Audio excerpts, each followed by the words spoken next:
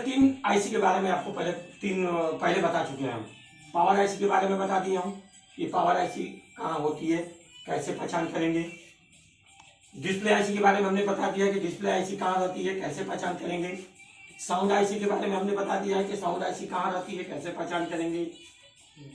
Charging IC के बारे में भी हमने बता दिया है कि चार्जिंग आईसी कहाँ होती है, कैसे पहचानेंगे। ये 4 आईसी के बारे में हमने आपको बता चुके हैं। ठीक है, ये 2 तरीके आपको बताए इसमें कि अगर आईसी एक ही जैसा कई आईसी लगी हैं, अगर वहां पे कोई पार्ट्स नहीं दिखाई देता है उसके आसपास में, जैसे power crystal, R22, boost coil या रेजिस्टेंस, तो हम कनेक्शन चेक करके पता कर सकते हैं। क्या चेक करेंगे?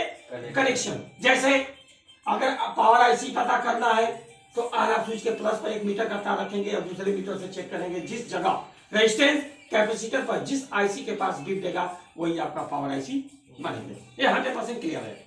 चार्जिंग आईसी आपको पता करना है, चार्जिंग कनेक्टर के प्लस पॉइंट पे नंबर दिखाता है, आपको पता ही होगा।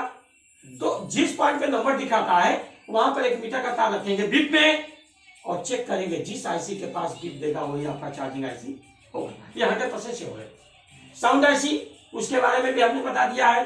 जहां स्पीकर वाली, जहां बड़ी वाली स्पीकर लगती है वहां पे 2 पॉइंट होता है। दोनों पॉइंट पर 1 मीटर का तार रख के हम चेक करेंगे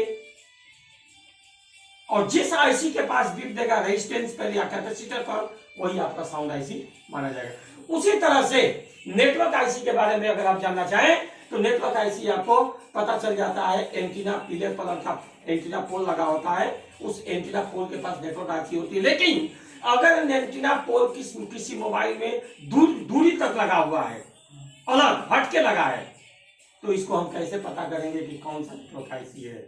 बोलिए, एंटीना से कनेक्शन चेक करते जाएंगे। जिस आईसी के पास कनेक्शन उसका बीप देगा वही आपका नेटवर्क आईसी।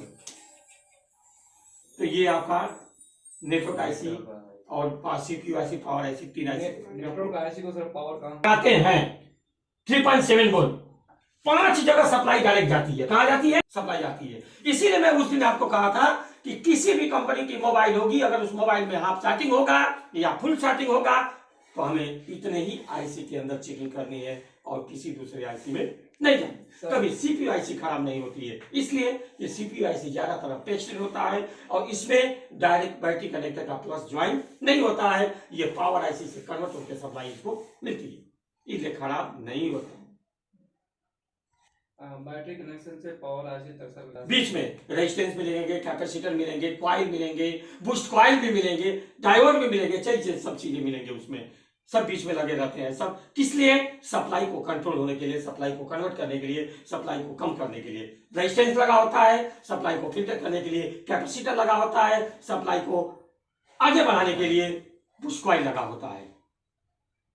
इसका पहचान और चेकिंग नहीं जानेंगे तब तक आप किसी भी मोबाइल में कोई भी फाइल को बनाने में आपको कठिनाई होगी। जैसे बूस्ट कॉइल चेक करेंगे, दोनों तरफ बीप देगा।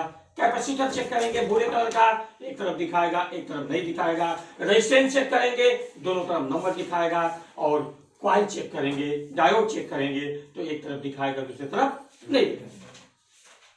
ठीक है, तो इस तरह से हम सभी आईसी के इतने में जितने आईसी आपको यहां पर मन बना के दिया है, इतने आईसी में सभी कनेक्शन है।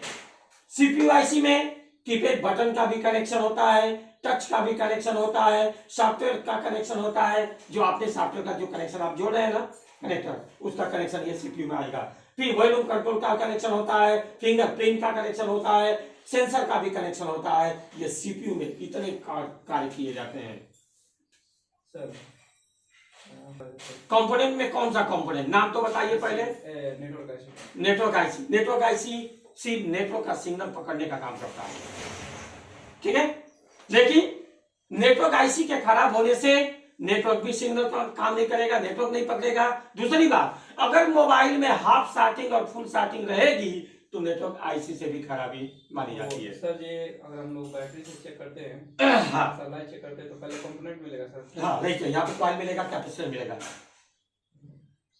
सभी मोबाइल में साउंड आईसी में आपने देखा रेजिस्टेंस के द्वारा, पावर आईसी में रेजिस्टेंस के द्वारा, डिस्प्ले आईसी में रेजिस्टेंस के द्वारा, चार्जिंग आईसी में R22 के द्वारा, ये सभी में आपको मिलेगा। यानी सर पहले बैटरी चेक करते हैं, कंप्यूटर ट्रांसफर मिलेगा। जी, बिना किसी पार्ट्स के होता है कभी कभी बैटरी आप लगाते हैं तो बैटरी फुल क्यों हो जाती है। ज्यादातर बैटरी अगर लगा के चार्ज में लगाते हैं तो बैटरी फुल जाती है, सप्लाई ज्यादा मिलने की वजह से बैटरी फुल जाती है। तो उस समय R22 से भी खराबी होती है और चार्जिंग आईसी से भी खराबी होती है।